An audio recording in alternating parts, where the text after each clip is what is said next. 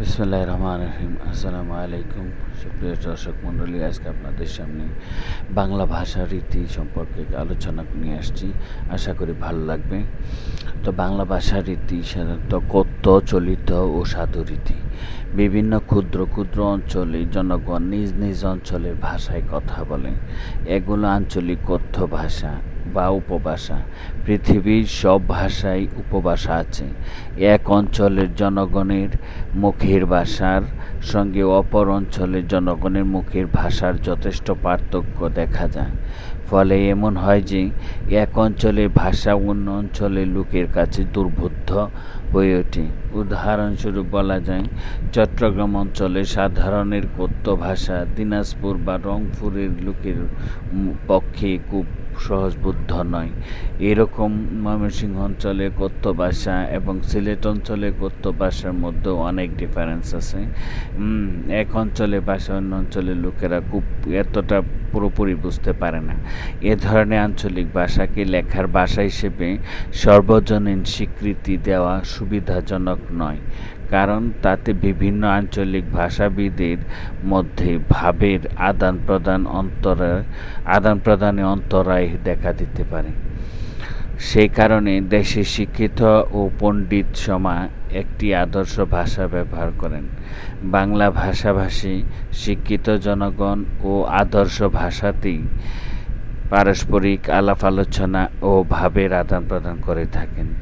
বিভিন্ন অঞ্চলের উপভাষার কথ্যরীতি সমন্বয়ে শিষ্টজনের ব্যবহৃত এই ভাষাই আদর্শ চলিত ভাষা।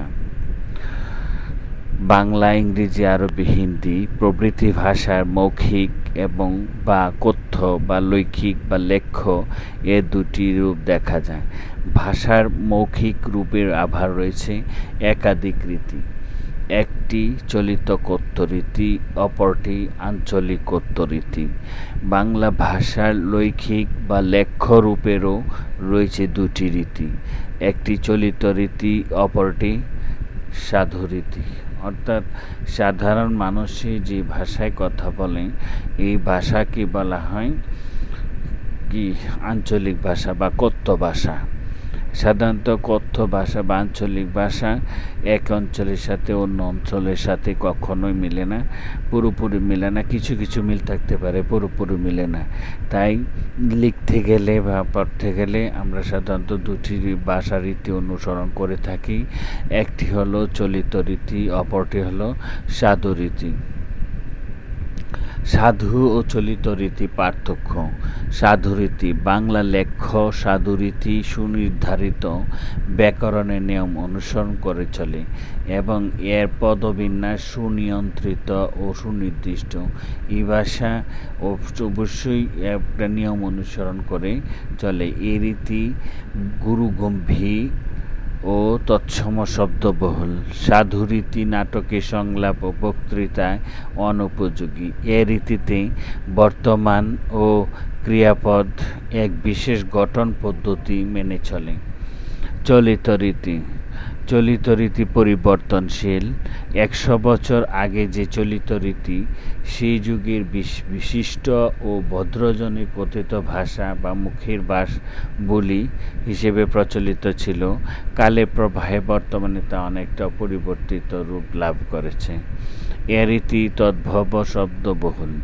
চলিত রীতি সংক্ষিপ্ত ও সহজবোধ্য এবং বক্তৃতা, আলাপ আলোচনা ও নাট্য সংলাপের জন্য বেশি উপযোগী।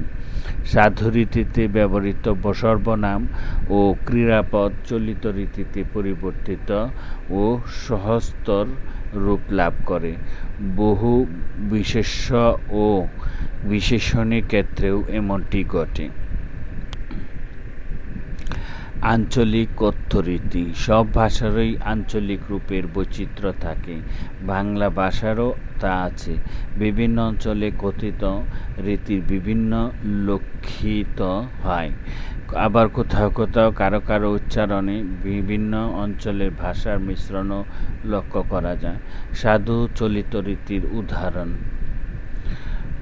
একটা বাক্য থেকেই আমরা বুঝতে পারবো যে এটি সাধু রীতি বা চলিত রীতি। উদাহরণটা বুঝতে পারবো। পরদিন প্রাতে হেডমাস্টার সাহেবের প্রস্তুত লিস্ট অনুসারে যে 3 জন শিক্ষক সাহেবের সহিত সাক্ষাৎ করিবার অনুমতি পাইয়াছিলেন, তাহারা 8টার পূর্বেই ডাকবাংলায় উপস্থিত হইলেন। কি পাইছিল? একটু পরে আবদুল্লাহ আসিয়া হাজির হইল। তাহাকে দেখিয়া একজন শিক্ষক জিজ্ঞাসা করিলেন, আপনি যে আপনার নাম তো হেডমাস্টার লিস্টে দেন নাই। কাজী ইমদাদুল হক মিলনে এখানে আমরা লক্ষ্য করি যে এই সাধু ভাষাগুলি, যেমন এখানে কি শিক্ষক সাহেবের সহিত সাক্ষাৎ করিবার পাইয়াছিলেন, তাহারা উপস্থিত হইলেন। একটু পরে আসিয়া হাজির হইল। তাহাকে দেখিয়া একজন শিক্ষক জিজ্ঞাসা করিলেন, আপনি যে আপনার নাম তো হেডমাস্টার লিস্টে দেন নাই। আচলিত রীতি কি? পুল পেরিয়ে সামনে একটা বাঁশবাগান পড়ল, তারই মধ্য দিয়ে রাস্তা মচমচ করে শুকনো বাঁশপাতার রাস ও বাঁশের কোষার জুতুর নিচে ভেঙে যেতে লাগলো। পাশে একটা ফাঁকা জায়গায় বনু গাছপালা লতা ঝোপের ঘন সমাবেশ। সমস্ত ঝোপটার মাথা জুড়ে সাদা সাদা তুলোর মতো রাধালতার ফুল ফুটে রয়েছে। এই যে কি করলো? পড়ল, পড়ল দিয়ে এগুলো হলো যেতে লাগলো। পাশে একটা জায়গায় সমাবেশ, ঝোপের সমাবেশ। সেই সমাবেশে তুলোর মতো কি রাধালতার ফুল ফুটে রয়েছে। এই হলো পার্থক্য। এখানে কি দেখলাম? সাধু ভাষার মধ্যে দেখলাম করিবার দেখিয়া পাইয়াছিলেন, হইলেন, আর হইল তাহাকে। এরকম এখানে কি আছে? পড়ল, তারি দিয়ে কোষাকে লাগলো, যেতে লাগলো। পাশে এগুলো হলো চলিত রীতি। সাধু চলিত রীতির মধ্যে মূলত পার্থক্য হলো সাধু রীতি একটা নিয়ম অনুসরণ করে চলে, আর চলিত রীতি মোটামুটি এই সব জায়গায় কথা বলতে গেলে এই যে কোনো কাজে চলিত রীতি আমরা ব্যবহার করে থাকি সাধারণত বেশি। আর এটা গুরুগম্ভীর, সাধু রীতি অত্যন্ত গুরুগম্ভীর, বাট চলিত রীতি পরিবর্তনশীল হতে পারে। বর্তমান সর্বনাম, বাংলা সর্বনামগুলির সঙ্গে ইংরেজি সর্বনামগুলির কিছুটা সাদৃশ্য আছে। এখানে প্রথম পুরুষ, দ্বিতীয় পুরুষ, তৃতীয় পুরুষের ক্ষেত্রে আলাদা আলাদা শব্দ ব্যবহার করা হয়। যেমন আই, আমি, ইউ, তুমি, হি, তে, আমি, তুমি, সে, এগুলি হলো কি পার্সন বা পুরুষ।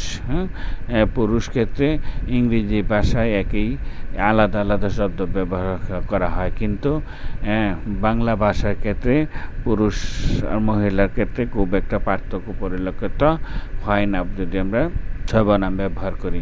এই রীতি একবচন ও বহুবচন এই দুইয়ের ক্ষেত্রে শব্দগুলির ইংরেজি প্রতিরূপগুলির মতো লিঙ্গভেদে পার্থক্য হয় না। অর্থাৎ সে পুরুষ, আবার সে স্ত্রী, এই দুই ক্ষেত্রেই একই সর্বনাম ব্যবহার করা হয়, কিন্তু নৈকট্যের জন্য তৃতীয় পুরুষের ব্যবহার বিভিন্ন রকম হয়ে থাকে। আজ এই পর্যন্তই। যে ভালো লাগে লাইক, কমেন্ট, শেয়ার, সাবস্ক্রাইব করবেন। ধন্যবাদ। আসসালামু আলাইকুম।